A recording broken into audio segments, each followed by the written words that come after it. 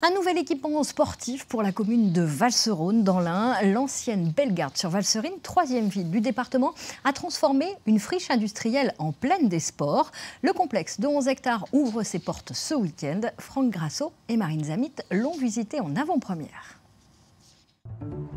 C'est un peu le jour et la nuit. On voit aujourd'hui du vert, de l'espace, des bâtiments modernes. Mais la nouvelle plaine des sports était hier un haut lieu industriel.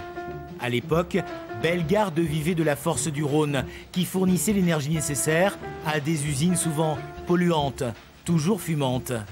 Mais ça, c'était avant. Les sportifs vont prendre la place des ouvriers. Voilà, c'est la toute dernière touche. Le maire, ancien prof de sport, n'est pas peu fier.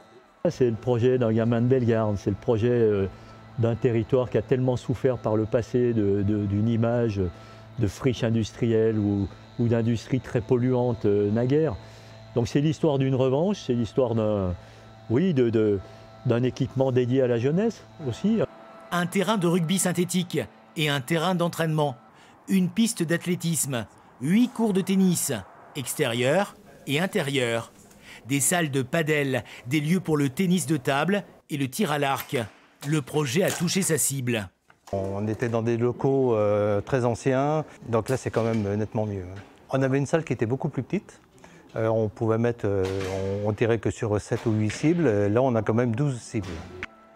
Côté rugby, le club local en Fédéral 3 compte profiter de l'effet JO et de l'effet plaine des sports. Il y a des joueurs qui sont venus spontanément se présenter, on a des anciens joueurs qui avaient arrêté qui reviennent, des joueurs qui sont allés voir dans d'autres clubs à un autre niveau parce qu'il faut qu'ils fassent leur expérience, qui reviennent aussi, et aussi au niveau de l'école de rugby. De voir cet écrin, ça a vraiment changé la donne. Il aura fallu 10 ans pour que le site sorte de terre, entre déconstruction, dépollution et reconstruction. 26 millions d'euros plus tard, la révolution sportive s'annonce après la révolution industrielle. Pendant de longues années, dans les années 49-50, on jouait au basket au sein de l'usine. Il n'y avait pas de terrain de basket pour l'équipe, qui était une équipe qui était quand même internationale.